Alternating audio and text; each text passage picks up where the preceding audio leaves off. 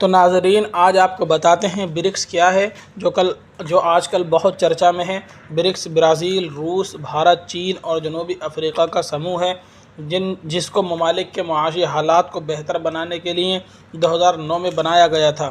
ناظرین، آپ کو ایک بات بتاتے چلیں، یہ 5 ممالک دنیا کا لگ بھگ 42% لوگوں کی نمائندگی کرتے ہیں۔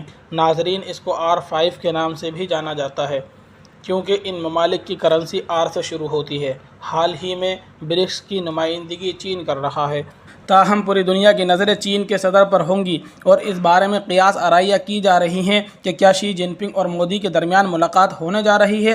اگر ایسا ہوتا ہے تو کیا دونوں ملکوں کے تعلقات میں موجودہ کشیدگی ختم کرنے پر بات ہوگی، جس کے بارے میں لوگوں کے الگ الگ نظریے ہیں۔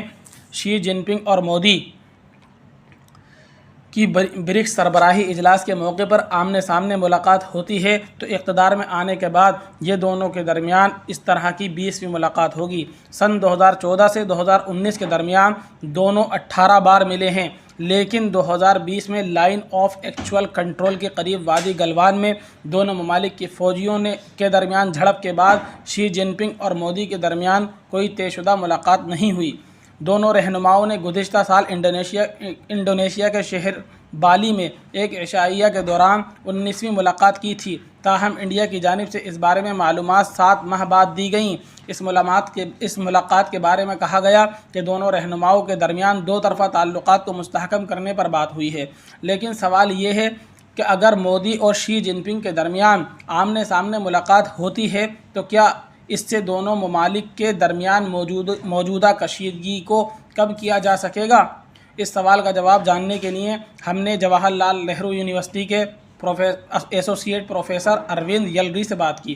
یلری فی الحال ایک تعلیمی نمائندے کے طور پر برکس میں شرکت کے لیے جنوبی افریقہ میں ہیں۔ اس سوال پر اروند یلری نے کہا، وزیر اعظم نریندر مودی اور وزیر خارجہ ایس جے شنکر یقینی طور پر سرحدی مسئلے پر بات کرنا چاہیں گے، لیکن چین اس کو پسند نہیں کرے گا۔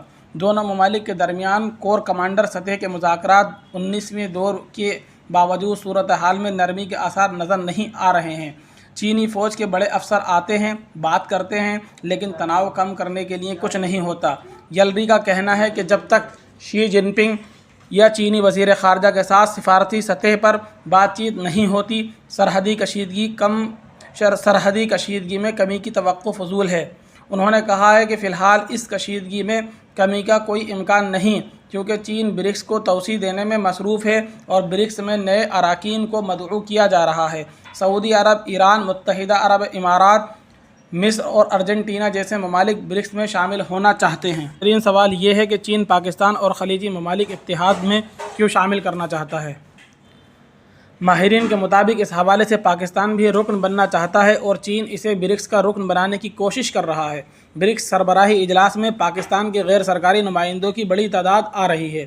یلری کہتے ہیں کہ انڈیا کو ڈر ہے کہ چین برکس پر قبضہ کر سکتا ہے، چونکہ یوکرین جنگ کے بعد روس مکمل طور پر چین کے زیر اثر ہے، اس لیے برکس میں روس کا اثر و رسوخ کم ہو رہا ہے اور چین نے خلیجی ممالک میں بھی اپنا اثر و رسوخ قائم کرنا شروع کر دیا ہے۔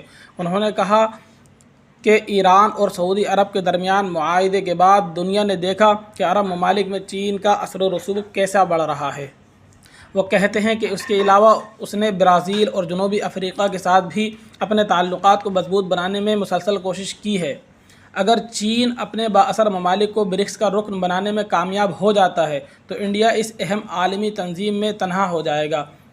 فنا نیشنل ٹائمز نے اپنی ایک رپورٹ میں بتایا ہے کہ چین برکس کو دنیا کے 7 بڑی ترقی یافتہ معیشتوں کے گروپ G7 کا حریف بنانا چاہتا ہے۔ اروند یلری کا کہنا ہے کہ چین برکس کو نیٹو مخالف بلاک کے طور پر استعمال کرنا چاہتا ہے۔ یہ انڈیا کے لیے لمحہ فکریہ ہے، کیونکہ انڈیا کے امریکہ اور یورپی ممالک کے ساتھ اچھے تعلقات ہیں۔ بین الاقوامی امور کے ماہر اور اسلام آباد کے قائد اعظم یونیورسٹی کے پروفیسر ڈاکٹر اشتیاق نے اس بارے میں BBC اردو کے عماد خالق سے بات کرتے ہوئے کہا ہے کہ انڈیا اس وقت امریکہ اور چین دونوں کے ساتھ مل کر چلنے کی کوشش میں ہے۔ ان کے مطابق سرد جنگ کے خاتمے کے بعد عالمی سیاست میں زیرو سم نظریہ، یعنی امریکہ بمقابل سوویت یونین، یعنی یہ امریکہ بمقابل چین نے تقویت پکڑ لی ہے۔ لیکن چین نے ترقی کے بعد اس نظریے کو اپنے بلیک ون وے ماڈل سے تبدیل کر دیا ہے، بیلٹ اینڈ انیشیٹو روڈ سے تبدیل کر دیا ہے، یعنی چین نے اپنی ترقی ثمرات خطے کے دوسرے ممالک تک پہنچانے کی کوشش کی اور اس طرح اقتصادی تعاون میں امریکہ کے مقابل آ کر کھڑا ہو گیا۔ ان کا کہنا تھا دوسری طرف امریکہ آج بھی سرد جنگ کے